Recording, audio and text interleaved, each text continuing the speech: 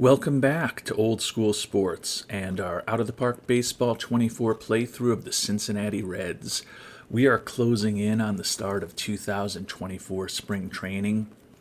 I've simmed ahead about 3 weeks since our last episode, and not a lot has happened in terms of adding players to the team. In fact, I don't think anything has happened, but a lot has happened in some ways as well.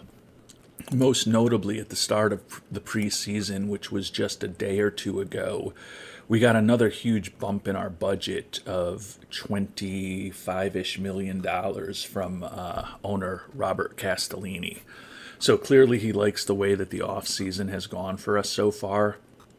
And our budget is now $50 million higher than it was last season. So we got a big bump at the end of the year of around 25 million, and then we got a big bump a few days ago of around 25 million. So that was huge.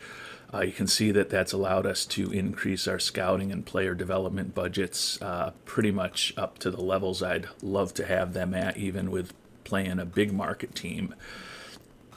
And we've still got $32 million to spend right now. The issue is that there's just not a lot to spend that at, or to spend that on. We made our big acquisition back in November when we signed Aaron Nola to a big contract. We've also brought on a left-handed reliever in Martin. And we picked up a few players in the Rule 5 draft who all have a definite possibility of making the team. And we've made a few trades as well this offseason. There is a part of me that's tempted to bring Nick Ahmed on board as a starting shortstop. Think he would be a modest upgrade defensively from what we have right now with Kevin Newman. You can see Ahmed here, 70s and 65s for his ratings. When we look at Newman, he's generally 5 or 10 points lower across the board, 65, 55, 60. So, I mean, Newman's a perfectly competent major league shortstop, but we could potentially get a better glove for not an insane amount of money at this point, since we're already into February with Nick Ahmed. So that's something we're definitely thinking about. We'd also definitely like to add more pitching help, but there's just not a ton that's really compelling that's left on the free agent market at this point. So we've got a couple of trade offers out to try to bring on a starter and reliever to help us. I have no idea where those are going to go, but we'll obviously see the reactions to those in the coming days. And then the other thing that I spent some time on since the last episode was international amateur free agents. And we've spent $1.75 million so far.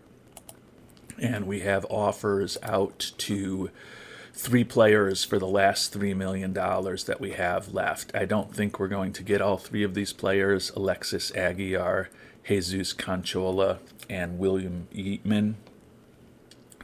But we've got offers out to those 3. And most importantly, for those of you who have watched previous episodes, we do have Jorge Guerrero signed, who looks like a potentially really good two-way player if he develops. His bat certainly still looks like it's going to be exceptional. I think as we've gotten to know him a little better, his pitching potential has come down a bit. I want to say that I think he had 65s on at least one of these categories in the early stages of the process, maybe 2. But still certainly looks like he could be a more than competent major league pitcher if he fully develops. So to bring him on board for $1.75 million is a big victory as far as I'm concerned. He was originally looking for $1.1 million. We offered him $1.25, thinking that, maybe he'll just sign with us right away. He came back a week or 2 later, actually probably a few days later. I don't think it was actually a week or 2. And he said that Kansas City had made him an offer that he really liked, and he was looking for $1.6 million from us. Again, we went over what he was looking for to the $1.75, and we got him locked up. So really happy to have him on board as the cornerstone of our international amateur free agent class of 2024. And as I mentioned, we've got offers out to Aguilar, Canchola, and Yeatman now. I'm assuming that we are going to hear from some of those players that they are looking for more money than we've offered them at this point, even though they claim that they all favor the offers right now. So I have no anticipation that we'll be able to sign all three of them. But if we're able to get two of them signed, that would be a big victory. If we're able to get one of them signed, at least we've still picked up two, hopefully, potentially above average players in the course of this international amateur free agent period. And then we can go back and add a little bit of lower end talent in international amateur free agency with whatever money we have left after we find out what happens with these three higher end prospects. So that's kind of the plan right here. We also probably still want to think about bringing on another catcher. Kurt Casale, who was our backup last year, is still out there. I'm also still intrigued by Austin Hedges and his great defense. And since we do have money to spend, we've got some decisions to make. Our offense last year was fine. It was more than fine. It was very good. Our defense was bad, and our pitching was bad.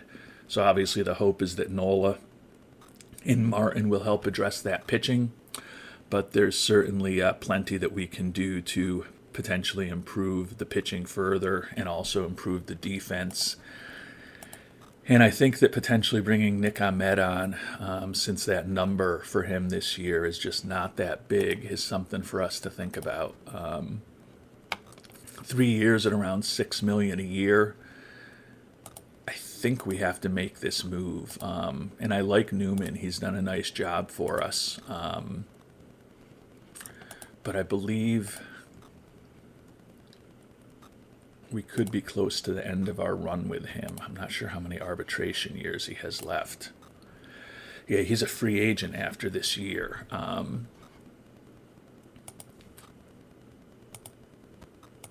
just don't see why we don't try to bring Nick Ahmed on for around $6 million a year when he's still a superior defensive shortstop with a at least competent major league bat.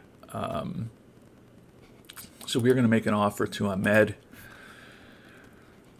I don't even know that I want to go much lower than what he's looking for. I'd just like to get him locked up. If we can switch it to $6 million a year with a team option in that final season, I'd be fine bringing him on board for this type of money. But of course, those of you who have watched me before know I'm always looking to save every penny as far as these deals. And it's also February 1st and he's still on the market. His number a month or so ago, he was looking still for around $11 million a year. And I think when the offseason began, he was looking for significantly more than that. So this could be a pretty good bargain for us. But if we can get him for average of $5.9 million a year with a team option for that age 36 season, I think that would be a really nice acquisition with this, with a portion of this additional money we have. And Ahmed is willing to think about that offer. So we are off and running here as we start approaching spring training. And on the catcher topic, we had done a search episode or two ago just looking for some potential trade targets at catcher in addition to the free agent market. And we had kind of honed in on Joey Bart and Shea Langeliers as players who were pretty young and potentially attainable, who had good defense and at least acceptable offense. Real Muto just felt like the dollar number was too high, and Rutschman just felt like we were not going to be able to get him even if we packaged our top 4 or 5 prospects in the system together. Quite honestly, Joey Bart and Shea Langeliers, the price for both of them is pretty high as well, and we've offered some pretty good prospects in packages and not really gotten much traction on the trades there. So probably pivoting to the free agent market if we're going to be bringing on another catcher at this point. The other thing that we will have to deal with when we do bring on players is that in a somewhat rare situation for me, we've got 40 players on our secondary roster right now, which I don't generally run with. So anytime we bring on a player at this point, whether it's Nick Ahmed, whether it's somebody else that we make a trade for, potentially a pitcher like I mentioned, we're going to have to be making some moves to the 40-man roster, which could be getting rid of somebody that we picked up in the Rule 5 draft, or more likely just kind of clearing out some of the less interesting players at the bottom end of our roster, particularly some of the pitchers like Overton, Williams, who didn't perform particularly well for us last year.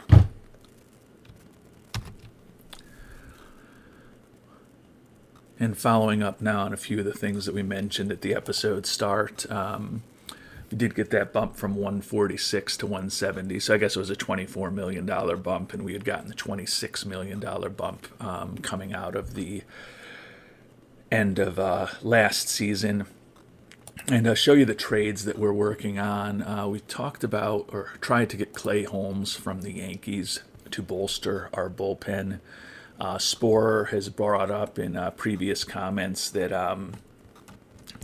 although Cincinnati is not quite Colorado as far as a hitter's park, there definitely are strong home run tendencies, and I haven't really spent a lot of time in this series thus far focusing on pitchers with excellent movement and ground ball tendencies, but those pitchers would obviously play well in any park in terms of avoiding homers, but particularly somewhere like Great American Ballpark. So last year, our first season with the team, I felt like I was just trying to hold the starting rotation together with duct tape and Band-Aids and bubble gum.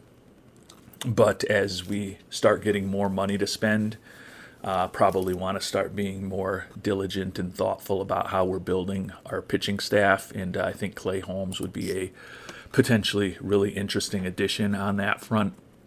Connor Overton, one of the pitchers I mentioned who we'd like to probably need to move on from, is who we offered. Pablo Aliendo, interesting young catching prospect that we picked up in the Rule 5 draft, but my thought was if we end up and went and signed another catcher and we could get some value for Aliendo to include him. And then minor league reliever Zach Maxwell, really impressive arsenal of stuff. I do just worry with the below average movement and the dismal control that he's never going to be all that great. He's only played in rookie ball and A ball for us, and he's 23 years old. So I figured that would not be enough to get the deal done. The issue is they're looking for a pretty good player for us to add in to get it done. The only one that I would consider is the outfielder Alex Kirilloff.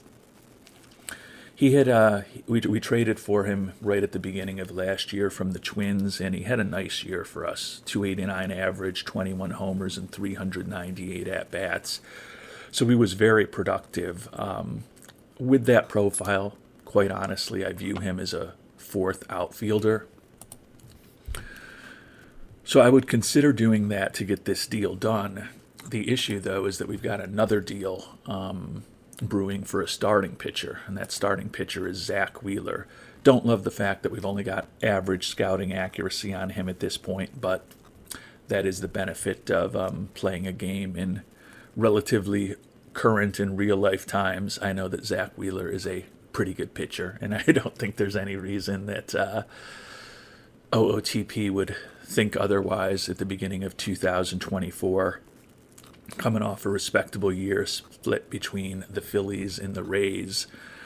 In the final year of his contract, so he's a one-year rental for us. But Kirilloff is the guy who gets that deal done as well. Now, we had to offer more to get this done. The 19-year-old minor league third baseman Cam Collier, who's the number 58 prospect in baseball. He's a more than respectable third base prospect. You can see if he completely develops, he's average to a little above average in everything except contact, where, to respond to Three Quarters Badger in a recent comment, that potential 65 contact that he could have is well above average. So a good prospect, but to me not a great prospect, and right now when I look at our organization and I think about the next few years, third base isn't a huge need for us. We've got Spencer Steer. We've got Christian Encarnacion Strand, who are both young and going to be likely battling to play that position or potentially first base or DH the next few years. And I haven't even mentioned Ellie De La Cruz, who's one of the top prospects in our system, one of the top prospects in baseball, is either going to be on the Major League roster or in AAA this year. And then we've also got Sal Stewart, who's one of the highest potential prospects in our organization, the number 45 prospect, so he's even ranked higher than Collier at this point. So although Collier is a good prospect, it's just a position where the Reds seem to be overloaded with talent right now. And given that we've got this money that's just opened up for this year, you can see a little over $26 million, even with the offer that we've got outstanding to Nick Ahmed. I am intrigued with what these Reds could become, adding a second big-time pitcher to the roster behind Nola and kind of reuniting those two guys from the Phillies. We know that just last fall, in real lifetime, those pitchers were on a Phillies team that made it all the way to the World Series. I don't know that the Reds can make it there this year, but I certainly think coming off of a 77-win season, our goal to not suck completely is very achievable. And if we add another big-time pitcher, I absolutely think we should be in the mix for a playoff spot. So I'm actually going to pivot a bit. And I think we're going to bring on Wheeler as a one-year rental. Kirilloff, as I mentioned, in a perfect world is a fourth outfielder. I think with Kelenic in left, Friedel in center, and potentially Benson in right, we're okay in the outfield right now. I think in a perfect world, Kirilloff and Benson are probably fighting for that starting right field spot, so we're definitely weakening our team. But we do also have Fraley on board, and you can see that right now, actually, David Bell would have Kirilloff starting over Will Benson. But I think with Benson, Friedel, and Kelenic, we've got our starting outfielders. We've still got Jake Fraley on board to be a fourth or fifth outfielder, and then that does increase the probability that the Rule 5 acquisition, Wilyer Abreu, will make the team. Interesting profile with him also, and he had a monster year between AA and AAA in the Red Sox organization last year. So I don't love giving up Kirilloff, but I do love bringing on a pitcher like Zach Wheeler. And at this point next year, Kirilloff's going to start making some, I don't want to say, real money in the context of the real world, that's for sure. Maybe not real money in the context of a Major League Baseball player, but that $4.4 million is still, I think, above average for a major leaguer overall. So I think we're going to do this trade. We are going to try to get the Phillies to retain some of Wheeler's contract, so maybe it means that we can't pull the deal together.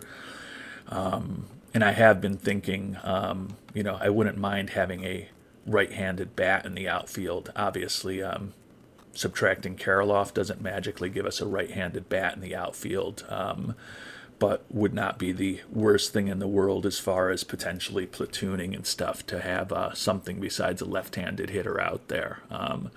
Although, to be fair, backup catcher Garrett Stubbs, who's probably not going to make the roster if we pick up another catcher, is the only other left-handed hitter we have, so still have pretty decent balance with 3 lefties in the lineup on most days, maybe 4 if one of them ends up at DH.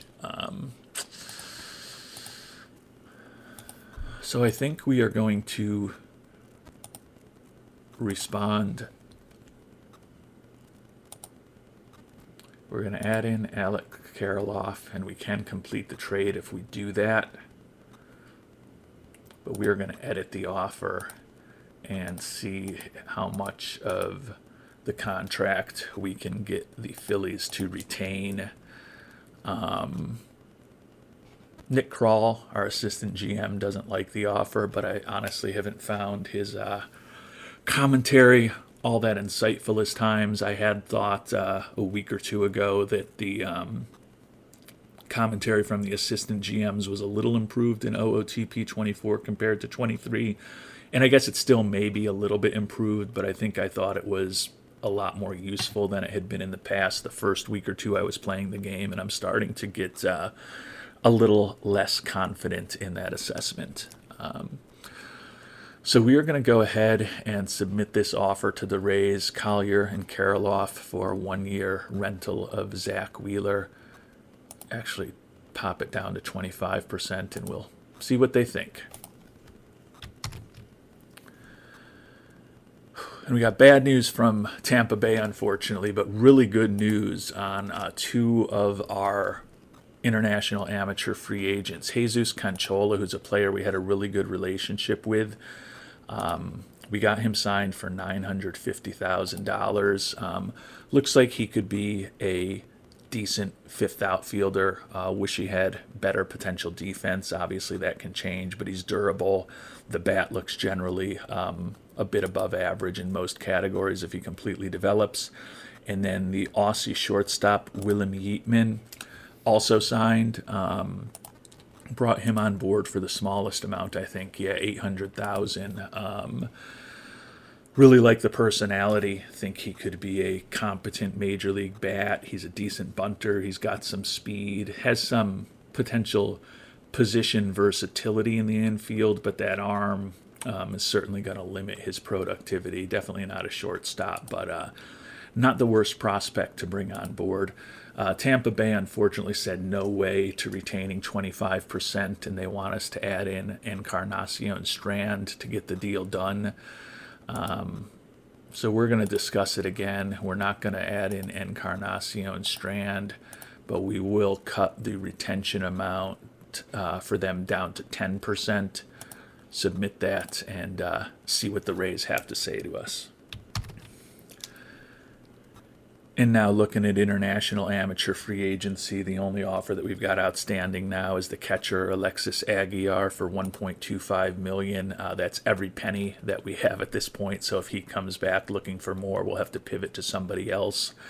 But we do at this point have three of the guys who were consistently in our camps with us assigned. So pretty happy with the way this international amateur free agency has turned out. Aguilar, not a great defensive catcher, but a good personality. Looks like he's got enough of a potential bat to potentially be a backup catcher down the line if he develops as fully as we hope he does, although as we know that it's very rare for every 16, 17-year-old that you pick up in the international amateur free agency, or every 17, 18, 19, 20-year-old that you pick up in the amateur draft to develop exactly as you hope to the maximum of their expectations.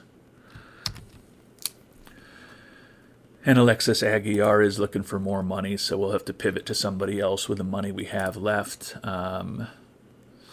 Tampa Bay is still looking for another pretty big name. Oswaldo Cabrera is our starting second baseman. Hopefully down the line will be a pretty useful utility guy. Noelvi Marte is probably the guy who will take over at short if everything goes well, even if we sign Nick Ahmed. Marte a few years from now could be our starting shortstop, or certainly a starting infielder for us. And then Justin Brule is a left-handed arm we picked up in the Rule 5 draft, who I think is definitely going to make our team, because we need some help in our pitching staff, and we definitely need some help with more left-handers. So I don't love the way this negotiation is going with Tampa Bay at this point. I want them to keep some of Wheeler's money if at all possible, but it's looking increasingly like that amount is going to be pretty meager if we're able to get a deal done. And there is a part of me just kicking myself for not doing the deal when we could have gotten Collier and Karloff without them retaining anything. But I'm trying to retain as much payroll flexibility as possible because I'd like to keep the scouting and development budgets at the really high levels that they are. Clearly, I could cut those down a bit if I needed to get Wheeler on board. But given that if we bring Wheeler on board, we're kind of going into win now mode, at least for this season. I don't think we're a World Series favorite, but I do think that we should be competing for a playoff spot if we've got Zach Wheeler and Aaron Nola fronting our rotation with a good offense. So going into potential mini win now mode, even though other than Nola we don't have a lot of long-term contract commitments, means that I'd like to have a little bit of money available as we get into the season to fill some holes on the team caused by injuries or ineffectiveness as we get closer to the trade deadline, since we're, unlike last season, potentially trying to compete with the Reds this year.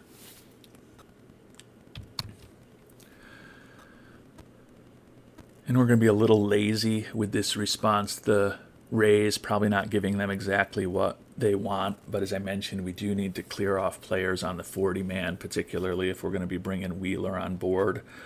So we'll add in Connor Overton, who we're going to cut most likely as soon as we sign a player.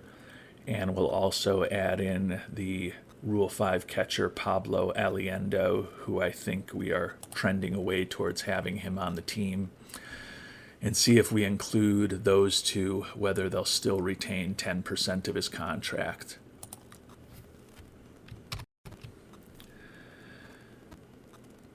And as I mentioned, with Aguilar falling apart, we've got $1.25 million left to spend. We've spent $3.5 million on the 3 players that we brought in, so really pleased with the way international amateur free agency has gone. Now it's just a matter of trying to find someone who might be worthwhile.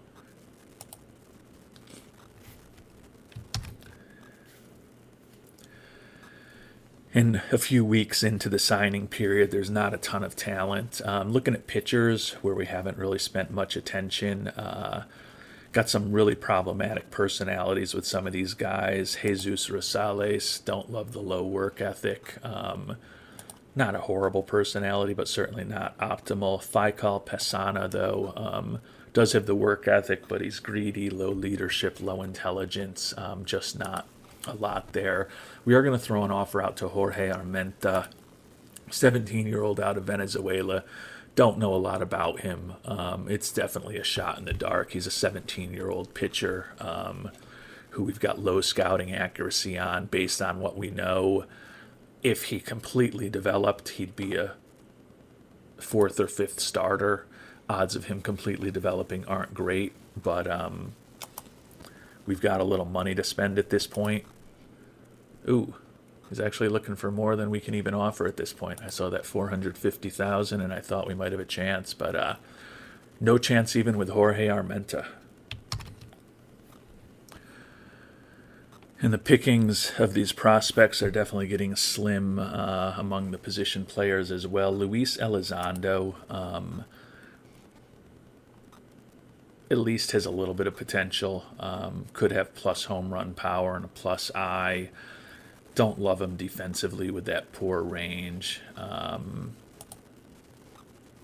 He's kind of a man without a position. At 6 foot, you could play him at first base. I don't think he's ever going to have enough bat for a DH. But again, these are guys who may become something years from now. He says his number is $2.2 million. But when I checked in with him, he's looking for $1.12 million to top what Boston has given him. At this point, I'm just going to come in with the full offer that we can to try to get him signed as a 4th player. If he accepts that, great. If not, we'll move on to somebody else.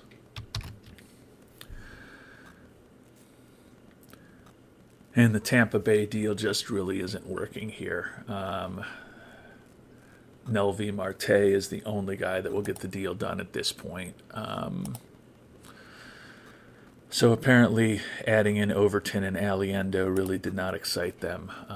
We'll take the money for Wheeler down to 5%. I'd like them to keep some of it to maintain a little bit of payroll flexibility. And we'll see if there's another prospect that's not a big-time prospect we can throw in to maybe get this deal done. As I'm thinking about it, the pitcher that we were going to offer to the Yankees for Clay Holmes, I think it was Zach Maxwell. Yeah, the lack of movement, the lack of control there doesn't excite me. Clearly, he's got an incredible arsenal of weapons and great stuff. He just doesn't know where it's going to go, and it doesn't really have a lot of move on it either as it's getting through the strike zone. So could regret moving on from him, but again, he's 23 years old, and we had him in rookie ball last year.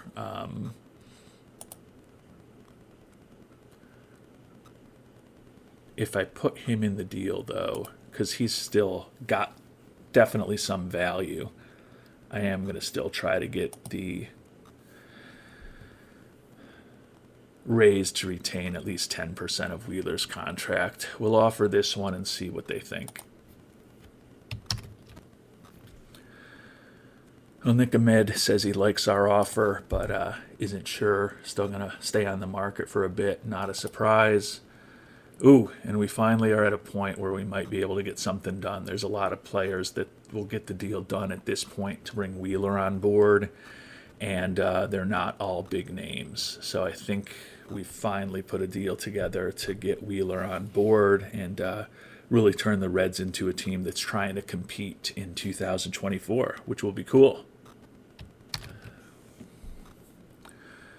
And we're going to add Bryce Bonnin into the deal. He's by far, at least according to our scouts, the lowest ceiling player that they're looking for. 25 years old, played in Double-A last year where he was certainly respectable, but not a big-time prospect. I'm not going to claim that this isn't expensive for a one-year rental. We're giving up the number 58 prospect in the game, a good young outfielder, a reliever with some potential, although I don't think he's going to play well in our park, and a young catcher with some potential that we picked up in a Rule 5 draft, but to be fair, was unlikely to make our 26-man roster at this point. But we get another frontline starter to go along with Nola as we try to become the Philadelphia Phillies of a few years ago. And I think with Wheeler and Nola fronting our pitching staff with the offense that we had last year and the other improvements that we've made this offseason, potentially still bringing on Nick Ahmed to improve our defense at the critical position of shortstop, we've got a team that can compete this coming year. So we are going to try to do that. We are going to add Bryce Bonnin into the deal, and we are going to go ahead and complete the trade. Fans not happy that we moved on from Kirilloff, but the fans are happy that we brought on Zach Wheeler when all was said and done. Fan interest still right where it was before. Did open up a couple of spots on the 40-man roster, so that lets us slide Wheeler in, and obviously David Bell has Wheeler and Nola as the top two pitchers in his potential rotation. As we start getting ready for spring training, we'll actually move it to a 6-man rotation, just to see as much of as many pitchers as possible, and hopefully keep them healthy in spring training, which is now still over 3 weeks away. Financial situation different now. Only $7 million available. Granted, we do have the offer out to Ahmed still going, which sucks up a bit of the money. But I think this is a good move for a team because there could be some volatility around our budget next year, particularly if we're not successful. But the only real big-ticket item is still Nola. And with the way we structured that contract, those numbers are coming down. But Wheeler's not a long-term commitment, and even if we bring Nick Ahmed on board, $6 million-ish a year for the next 3 years is not going to be crippling. The issue is obviously going to be Tyler Stevenson, Jonathan India, Nick Lodolo making bigger money next year, and then potentially some stupid money for Lodolo, Ian Anderson, India, Stevenson, Mountcastle, and Fraley getting expensive, Hunter Green a few years out into the future. Going to have some Tyler Wells, Spencer Steer. The youth of this team is going to start working against us a year or two from now, when a lot of these guys who are making the minimum or close to the minimum start getting into their first and in some cases second and third arbitration years and making big money. But if we're successful on the field and we are successful in the boardroom, and right now it certainly looks like we could be on pace to sell almost 10,000, or actually closer to 9,000 more season tickets than a year ago, have revenue up significantly if we're able to kind of do what we expect at this point and have high fan interest in a competitive team. There is potential that the budget and ultimately the payroll can keep climbing. So I think we're moving in a decent direction. Obviously, if you think otherwise, would love to hear your thoughts down below in the comments.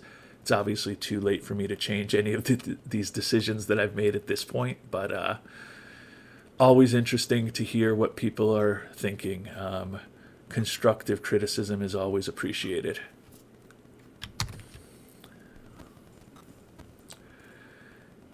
And with the fact that we were able to get a portion of Wheeler's contract retained, that does give us the opportunity to now to maybe go after Casale and Hedges. And it looks like Hedges might not even be looking for a major league contract at this point.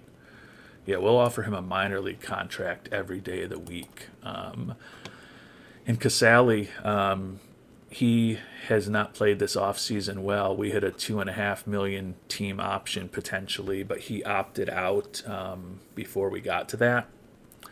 And now he's looking for $1.7 million.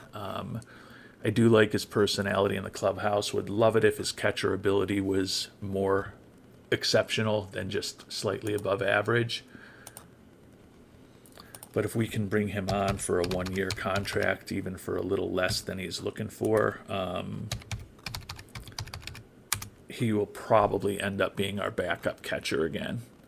But it won't preclude us from getting someone better defensively down the line, and or potentially even bringing up Hedges if we do end up getting him signed to a minor league contract and we decide that we want a better defensive backstop with the money that we've invested into our pitching staff. So Casale's willing to think about our offer there as well. And the last thing I would think about as far as free agency is, given that we did deal away Kirilloff, as I talk through, I don't hate our outfield situation right now, but I've been intrigued by Max Kepler. If he was a right-handed hitter, I think I'd be all over him. Didn't hit all that well last year. His profile suggests he could have a decent, acceptable major league bat. He's solid defensively. Adam Duvall is a right-handed hitter.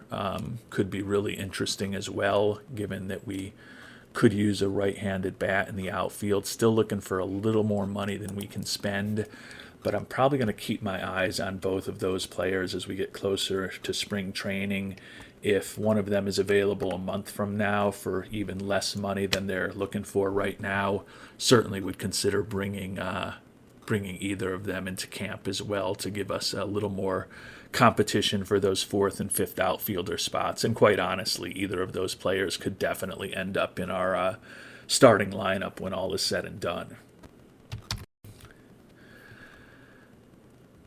And Nick Ahmed is signed, so unfortunately for Kevin Newman, that probably moves Newman into a more utility infielder role. But as I talked about, I think Ahmed's got just as good a bat, if not a better bat overall. and he's better defensively, and now he's locked up for the next 3 years if we want him to be as a pretty good defensive shortstop on a pretty reasonable contract. We also got the third baseman, Luis Elizondo, so we've now spent every penny of our international amateur free agent money to bring on the four-man class there. So things are not going horribly.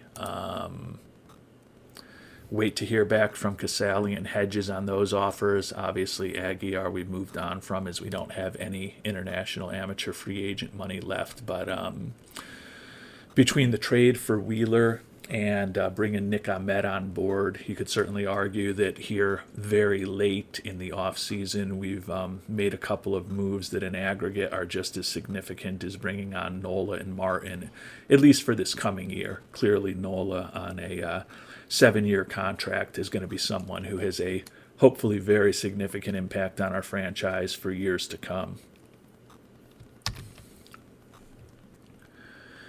And Austin Hedges and Kurt Casali both like our offers, and it looks like Hedges has now signed. So that gives us a lot of flexibility. Love the fact that we're going to have him in AAA. Don't love the bat, but being able to potentially bring that great defense up to help our pitching staff if we feel it's necessary, that also goes with a great personality for the clubhouse, is a huge asset. So we're going to promote him right up to AAA. Certainly we'll have him in camp during spring training, and potentially we'll have Casali back as our backup for the start of the season at least. And Kurt Casali is back on board for that $1.5 million, so clearly did not work out for him to opt out of the final year of that contract, since we were likely to exercise the $2.5 million option. But he is back with Cincinnati in his mid-30s, and hopefully he can contribute as our backup catcher this year. And if he doesn't, then we've got Austin Hedges waiting in the minors. And I don't think we've got a ton left to do before spring training begins. We still do have a little over $5 million. It could tweak our scouting and our player development down a bit. I think I will keep player development where it is, like the fact that we've doubled it last year. We're in that mid-30 millions range where the diminishing returns really kick in. So I think we're pretty close to maximizing the value we can get out of that at $34 million. Scouting is still up $9 million from a year ago, but I would like a little more flexibility. Still am intrigued by Duvall, although his number has gone up, and Kepler, although his number I think is the same or maybe creeping up. We'll see what those guys look like in couple of weeks. Spring training starts in 4 days. We've got no burning need to bring either of them into the organization. But if we can get decent value with one of those players, I certainly would think about it, because I think they could help round out our outfield. And we've made it to the start of spring training. Obviously going to have the 40 players on our 40-man there. I'm going to also bring up some other players from the minors. Certainly we'll have Hedges in there, Calhoun and Chatham for a little more depth. Connor Phillips, pitching prospect, still has some use. Matt McLean is a pretty decent prospect in our system also at this point. At 24, he's getting to the point where not as much of a prospect, but certainly has a profile that indicates he could be useful at the major league level, so would like to see what he can do. We'll look for another few prospects from across our organization to have in camp also, but really looking forward to seeing what this team can do this year. I think that it's an interesting mix that we've put together, and we haven't made any real long-term commitments other than Nola. So I think it's been a productive offseason, but we'll find out for sure over the next 6 or 7 months. And all of our optimism, all of our hope, all of our excitement for the new season has died here on March 7th, 2024. I'll give you 5 seconds to guess what happened. 5, 4, 3, 2, 1. Yep, you guessed it. Aaron Nola, damaged elbow ligament, out for 10 months. So that definitely changes the whole dynamics of this season. $33 million put to absolutely no use for this year. Hopefully he will still be productive after he gets back. But that is a crippling loss for our hopes for this season. If we knew that Nola was going to be gone, would we have went for Wheeler? I think we'd still want to be more competitive than we were a year ago, so I think we probably would have, given that we had the money to spend and it wasn't a long-term commitment. But clearly a devastating blow to the hopes of what we wanted to do with this Cincinnati Reds team, with the most expensive player on our team, the best player on our team, the most long-term contract on our team, all gone for the season. So spring training is not off to a happy start for the Cincinnati Reds. One small positive piece of news as we see Aaron Nola and Hunter Green both on the 60-day DL. Huascar Ynoa, who we picked up in a trade with Atlanta about 10 months ago at this point while he was injured, now finally able to start pitching. It's March 13th, so he'll have a decent opportunity in spring training. Certainly with Nola and Green both gone, there's a chance that he could end up in our starting rotation.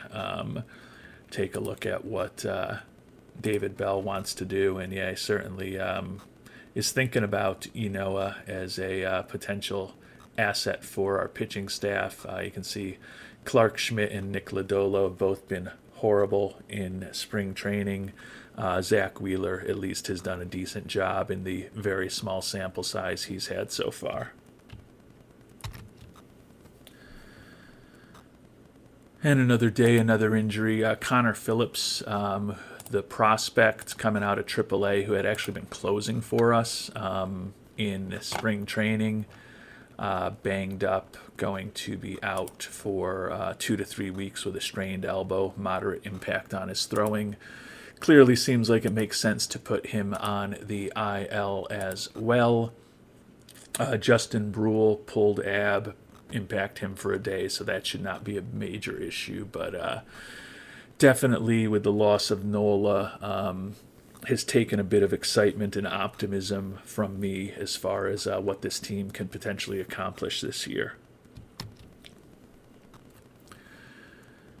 And we've thankfully made it to the end of spring training. Was not particularly productive for the Reds, 12-14 record, so we were fine.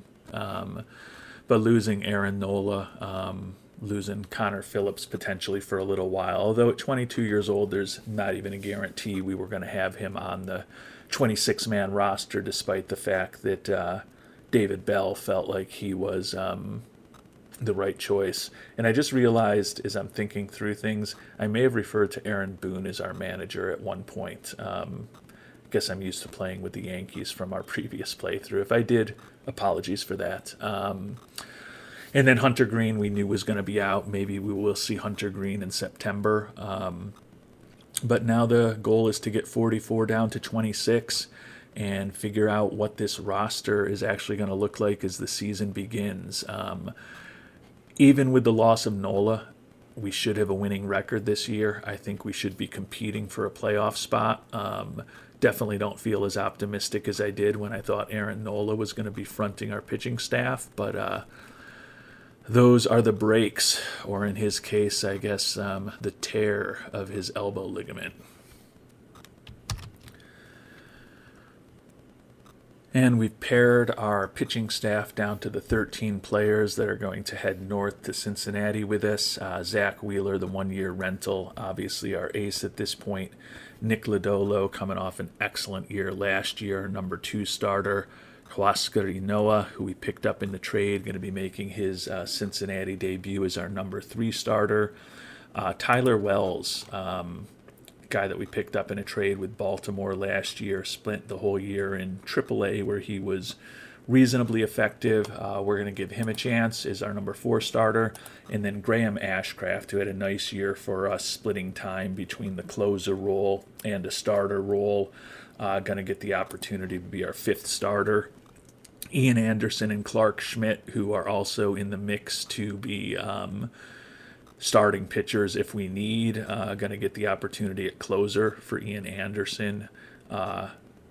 Clark Schmidt in a setup role. Justin Brule, the lefty that we picked up in the Rule 5 draft, makes the team. Brett Martin, the lefty that we signed as a free agent, makes the team. Fernando Cruz back. Alexis Diaz also going to make the team again this year.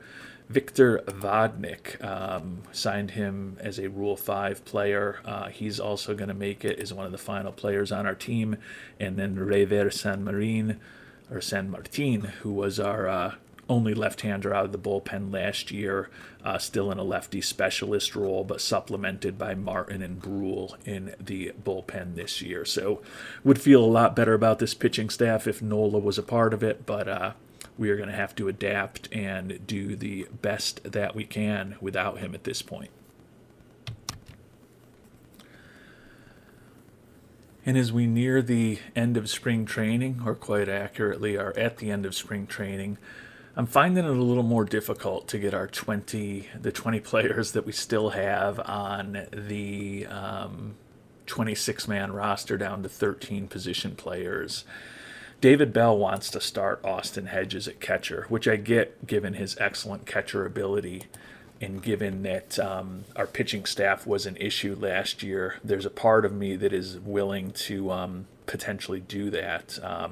Certainly, you would think if we do go with Hedges at catcher, in addition to having brought on Nick Ahmed at shortstop, we'd have tightened up our defense pretty materially also at a couple of pretty critical positions. So I've got a little more thinking to do as to what I want to do with the everyday players. So I'm going to punt on that and not figure it out right here in real time. Want to give it a little more thought between now and our next episode. But I'm optimistic about this team. Obviously not as optimistic as when Nola was going to be on the squad, but we're just going to have to get over that and move on and see what these Reds can do. As I mentioned, a 77-win team a year ago. Certainly think that we should have a winning record this year, and even without Nola, I want to be competing for a wild card spot. Feel less confident that we're going to make the playoffs. I felt like when we had Nola and Wheeler at the top of the rotation with the other moves that we had made, I felt like this was a definite playoff team. Not necessarily a division winner, but a definite playoff team. Obviously, less confident with our best player on ice for the entire season, but we'll find out what the 26-man roster actually ends up looking like. And we will also get the season started after we see what the prognosticators expect for the Cincinnati Reds in 2024 in our next episode. Until then, thank you so much for watching, and hope you have a great day.